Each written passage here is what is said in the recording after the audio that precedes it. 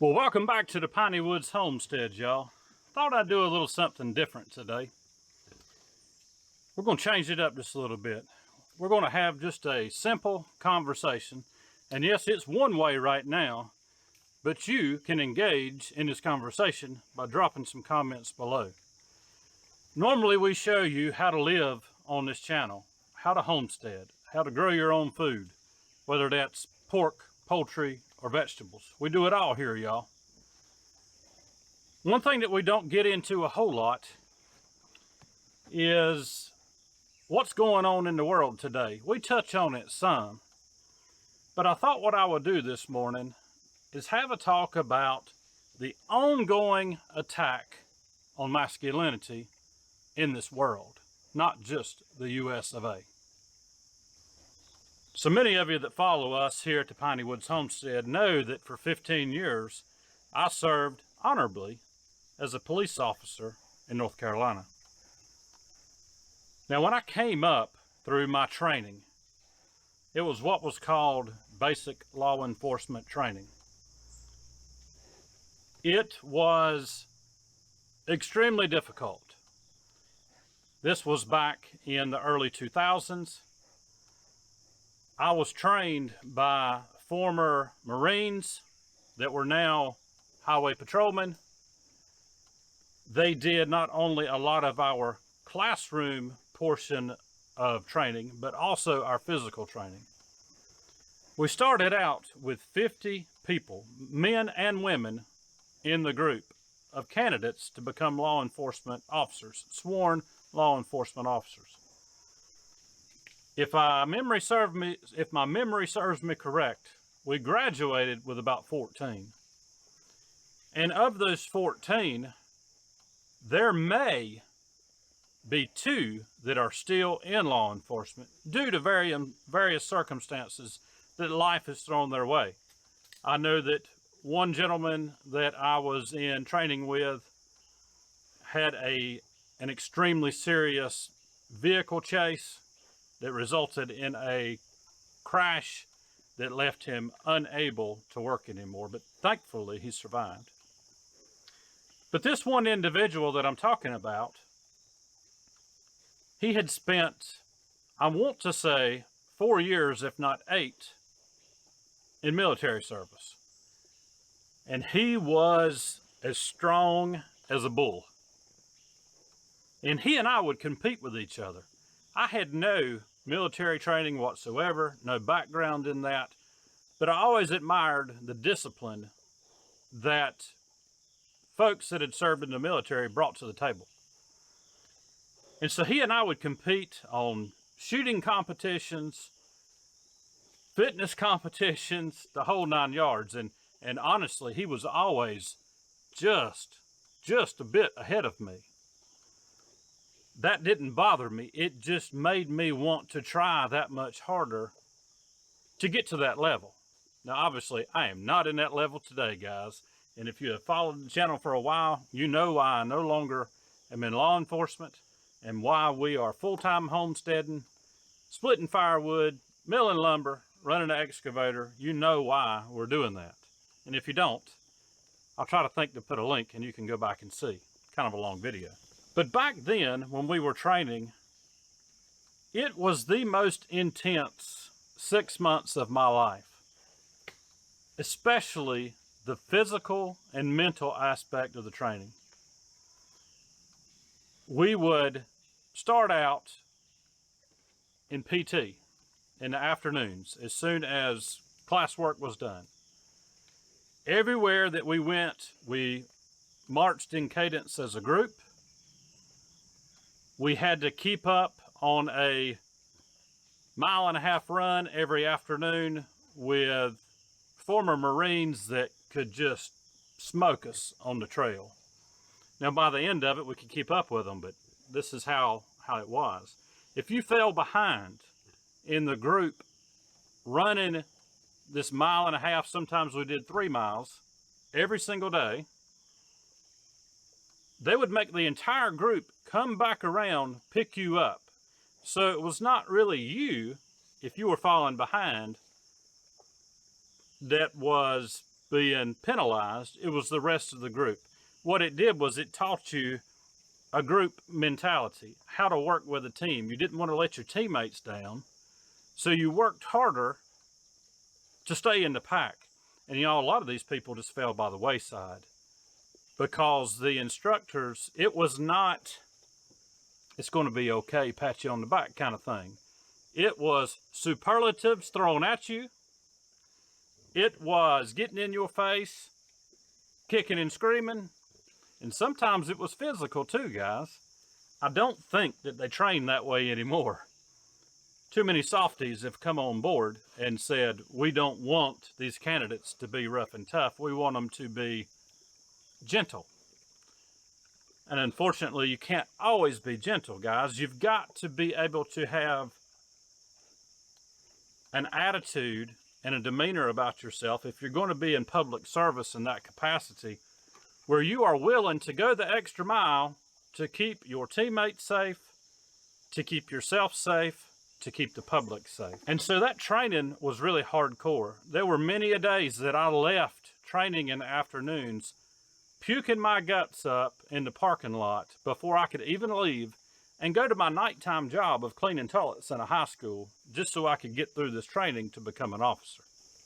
Many a nights, I tossed everything I had ate throughout the day right there.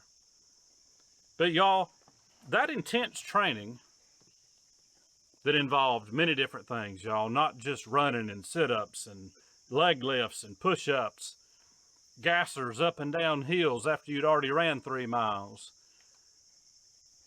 shooting exercises, saving victim exercises. Y'all, it was all kinds of physically and mentally demanding stuff that we did. Nowadays, there seems to be a real attack on masculinity. And y'all, I'm singling out the males that were involved in my training, and I'm holding up my Piney Woodsman Smell Like a Man beard balm because sometimes I just want to smell like a man, which is all the time. But guys, we've seen it for at least the last 10 years. I know that I saw it in my former profession. I saw men that were rough and tough get dropped by the wayside from their profession, and most of the time it was because they had crossed a line. They had done something that was just a little bit too forceful, or even something unethical that got them to drop by the wayside. But then there were other officers, and I'm specifically talking about men here, that could walk that line, that balance between being a rough and tough person that wasn't going to take any junk to being a compassionate individual that was able to help actual people in need. There's an attack on men that want to have that warrior type mentality today. You see it in, golly, you see it in beard care products. They want you to smell like a fruity tooty instead of smelling like a man, a lot of them. Not all of them. We see it in social media. We see men, instead of talking about protecting or providing, they're talking about feelings and emotions.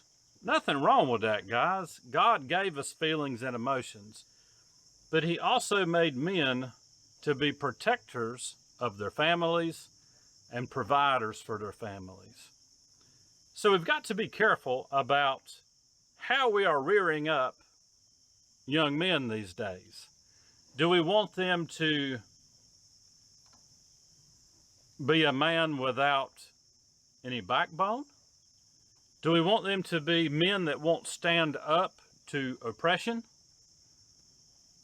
Or do we want them to be men that when they see something wrong, they react to correct that wrong? or to protect their family or to provide for their family instead of sitting around with soft hands playing video games. There is a real attack on masculinity today, even in the church, y'all.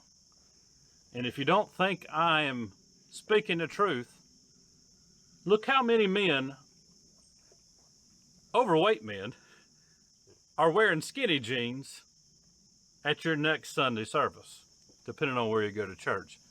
And y'all, that is an outward appearance thing. If you want to wear skinny jeans and you want to be a man, be a man.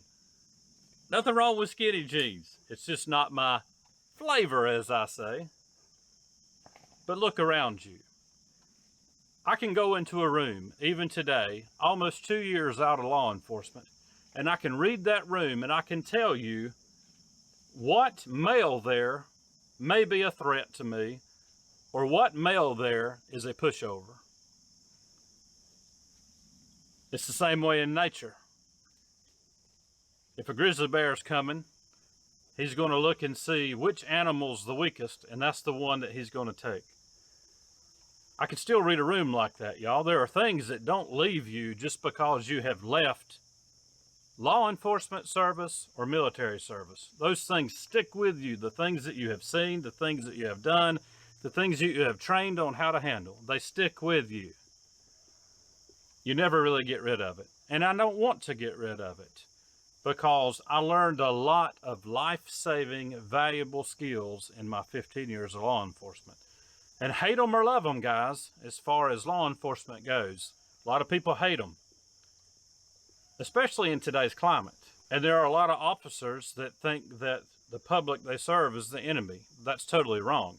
I wish that we could weed all of those out, but we can't. Eventually, they weed themselves out, I have found over the years. But we need a generation of young men and grown men that are willing to speak the truth, willing to have a backbone, willing to stand up for what's right, willing to be a protector and a provider. We don't need men starting out as little boys being told they're not little boys, if you follow my drift. We need boys to become men. We need boys to become godly men. And that's the key factor. Men, you're not going to be a real man unless you can follow the words of Christ. He teaches you how to be a real man. He teaches you how to lay down your life for your friends. Now, I'm not saying getting up on a cross. I am saying putting your friends, your family, your neighbor first, ahead of yourself. How to be a servant, how to protect. You protect through service. You provide through service. So that's the foundation, guys, is Christ. Christ alone. Not every man is going to have a beard like this.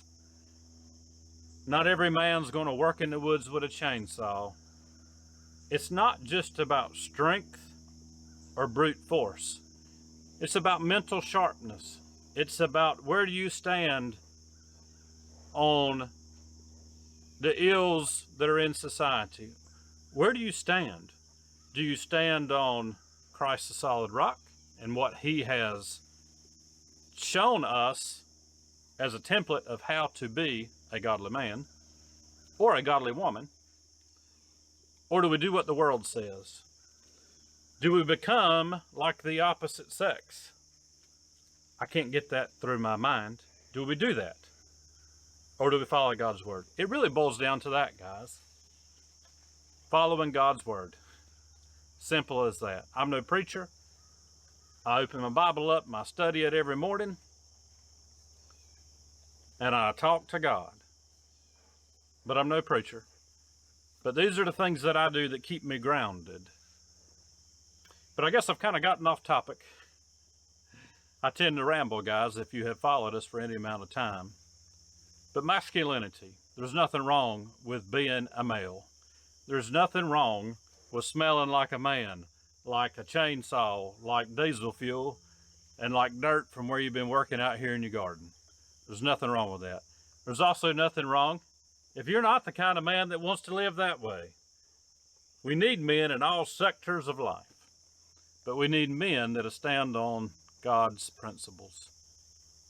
So guys, that's what I got for you today. A little bit different, a little change up from the normal homestead videos. Let me know if you like that kind of content. Drop me some comments below, and we'll just go from there, guys. Y'all have a good day, a great week, and Lord willing, and the creek don't rise too high, we'll see you on the next one.